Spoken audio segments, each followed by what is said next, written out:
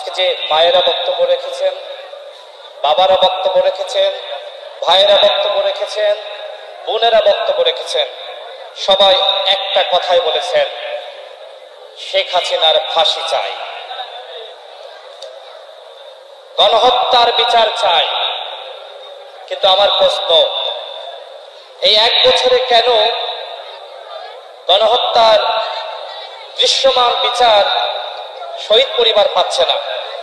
এখানে আন্তর্জাতিক অপরাধ ট্রাইব্যুনাল সম্মানিত প্রধান প্রসিকিউটর তিনি আছেন। আশা করি তিনি এই বিচারের ব্যাপারে আরো বেশি তৎপর হবেন। যদিও তার কাজ নিয়ে প্রশ্ন নাই, কিন্তু সরকারের বিভিন্ন আচরণ, দায়িত্ব, সেগুলো নিয়ে শহীদ পরিবারের প্রশ্ন রয়েছে।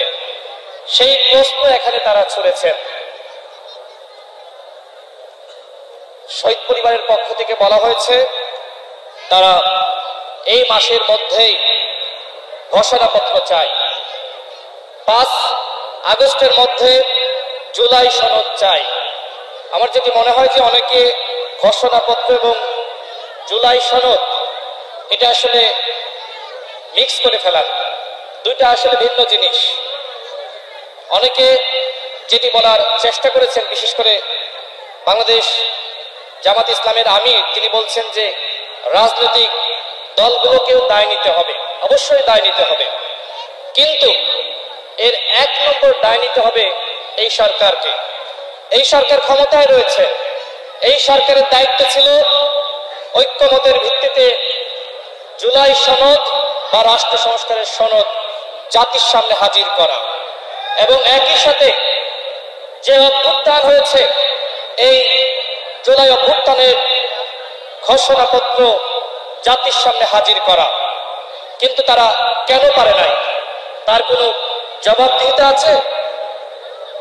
আজকে আপনারা শহীদ পরিবার এখানে উপস্থিত হয়েছেন, এখানে কি লেখা? প্রধান অতিথি প্রফেসর ডক্টর মোহাম্মদ ইউনূস, তিনি কোথায়? আপনারা শহীদ পরিবার, আপনাদের মনের মধ্যে একবার কি এই প্রশ্ন আসেনি তিনি কোথায়?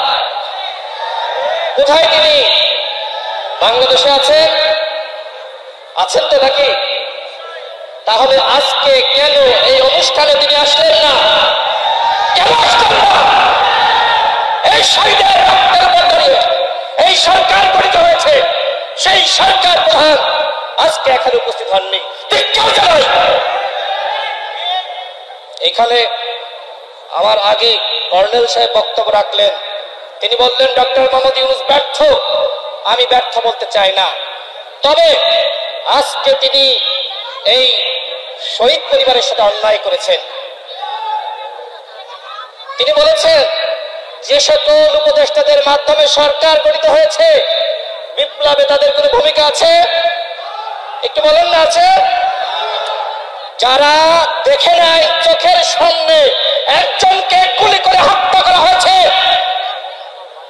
এই মাথা ফেটে মগজটা ধরে গিয়ে পড়েছে, যারা দেখে নাই কিভাবে তাইমকে গুলি করে হত্যা করা হয়েছে, তার বন্ধু তার লাশটা নিয়ে যাচ্ছে, তারপরেও গুলি চালাচ্ছে, যারা এই 14-15 বছরের লড়াইয়ে কখনো রাজপথে নামে নাই, ওই সুশীল বৃদ্ধা এনজিও কর্মী, তাদেরকে নিয়ে সরকার গঠিত হয়েছে বিপ্লবের পরে। এই সরকার গণহত্যার বিচার করবে? আপনারা কি বিশ্বাস করেন পারবে? এই সরকার পারবে না। এই সরকার কতটুকু পারবে? রায় ঘোষণা করবে। গণহত্যার বিচার মানে কি? হাসিনাকে দিল্লি থেকে বাংলাদেশে ফিরিয়ে এনে ফাঁসির কাস্টে ঝুলাতে হবে। গণহত্যার বিচার মানে কি? ওই স্বরাষ্ট্রমন্ত্রী আসাদুজ্জামান কামাল, ওই আশা মাহমুদ, ওদেরকে ফিরিয়ে এনে ফাঁসিতে ঝুলাতে হবে। শুধুমাত্র রায় ঘোষণা মানে গণহত্যার বিচার নাই, এটা আইওয়াস হবে। যদি এই সরকার শুধুমাত্র রায় ঘোষণা করে তার দায়িত্ব পালন করে, সেইটা হবে আইওয়াস। এই যে আমার পিছনে আমি এখানে বসেছিলাম, বৈষম্য বিরোধী ছাত্র আন্দোলনের ছাত্র নেতা আমাকে বলছিলেন, ভাই সামনের চেয়ারগুলো খালি, নাম লেখা উপদেষ্টাদের নাম, আমরা রাজনৈতিক দলগুলো পিছনে বসছি, ঠিক আছে, উপদেষ্টারা তারা সামনে বসবে, একজন উপদেষ্টাও আসে নাই। আমার প্রশ্ন আমাকে বলছে, ডেকে বলছে, বলছে রাশেদ ভাই একজন উপদেষ্টাও আসে নাই। কেন আসে নাই? কি কারণে আসে নাই? তাদের কাজটা কি? এই শহীদ মায়ের কথা, শহীদ বাবার কথা শুনতে কি কষ্ট লাগে, নাকি এখানে তাদেরকে গালি দেওয়ার জন্য আয়োজন করা হয়েছে?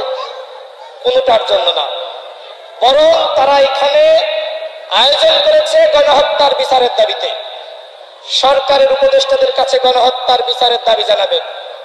তারা আসে নাই কেন? শহীদ পরিবার, আপনারা কি এই প্রশ্ন তুলতে পারেন না? আসে নাই কেন? খুব দুঃখ লাগছে, কষ্ট লাগছে। আজকে এই অন্তর্বর্তীকালীন সরকারের একজন উপদেষ্টা এখানে উপস্থিত হয় নাই। এইটা শহীদ পরিবারের সাথে তামাশা। এখানে সার্জিস উপস্থিত আছেন, গণ অভ্যুত্থানের মহানায়ক, তারা ভূমিকা রেখেছেন, তাদেরকে সাধুবাদ জানাই। তাদের কাছে আমার প্রশ্ন, আজকে উপদেষ্টা পরিষদের কেউ এইখানে কেন আসলো না? আপনারা জবাব দিতে চাইবেন। গোপন থাকবে না, এখানে মিডিয়া আছে, গোপন কেমনে থাকবে? যাই বন্ধুগণ, আরেকজন শহীদের ভাই, তিনি এসেছেন কিশোরগঞ্জের তারাইল থেকে। আমি যখন কিশোরগঞ্জের একটি জনসভায় গিয়েছিলাম, সেখানে তিনি এসেছিলেন, তিনি চিৎকার করে কাঁদছিলেন। শহীদ তরিকুল ইসলাম রুবেলের ভাই আছেন এখানে, দাঁড়াতে একটু আসেন, এদিকে আসেন, সামনে আসেন। তিনি আমাকে বলছিলেন যে ভাই, আপনি কিশোরগঞ্জে গিয়েছিলেন, আপনাদের সমাবেশে আমরা গিয়েছিলাম। আমি সেই ছেলেটি যে মজিবুল হক চন্নুকে গালিগালাজ করছিলাম, আমি সেই ছেলেটি। আমার কাছে এসে তার পরিচয় দিচ্ছে। আমি বললাম তুমি বক্তব্য রাখো নাই। সে বললো আমাকে সুযোগ দেওয়া হয়নি। আমি বললাম ঠিক আছে, কি বলতে হবে আমাকে বলো, আমি বলে দিব। সে আমাকে বলল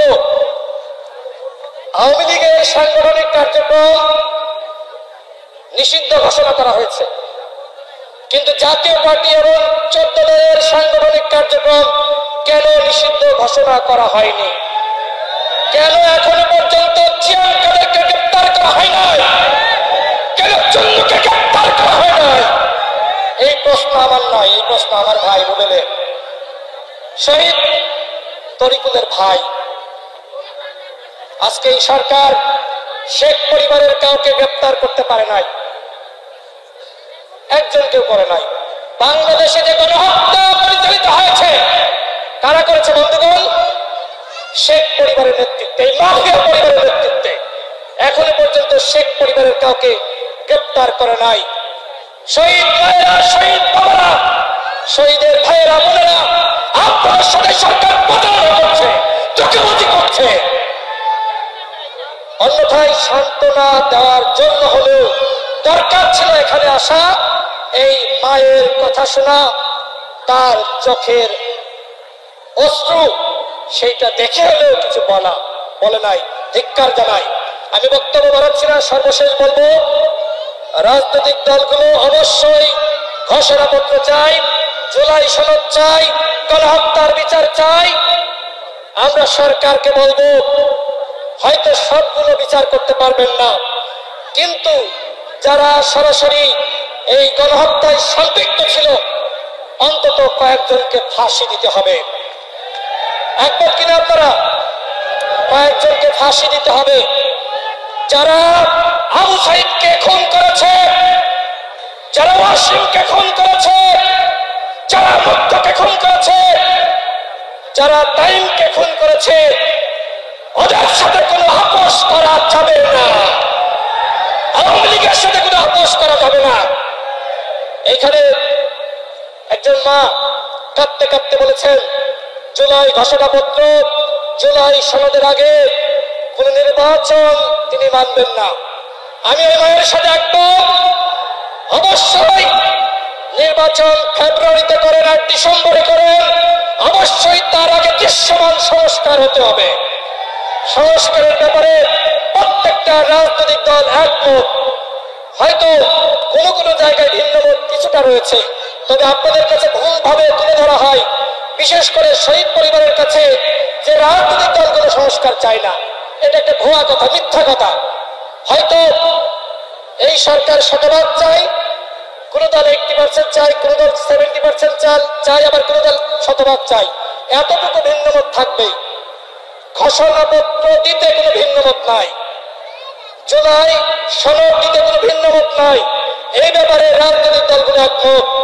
আমি আর কথা বাড়াচ্ছি না, সর্বশেষ বলবো, এই শহীদ পরিবারের যারা এখানে এসেছেন, আপনাদের সন্তানরা জীবন দিয়েছে।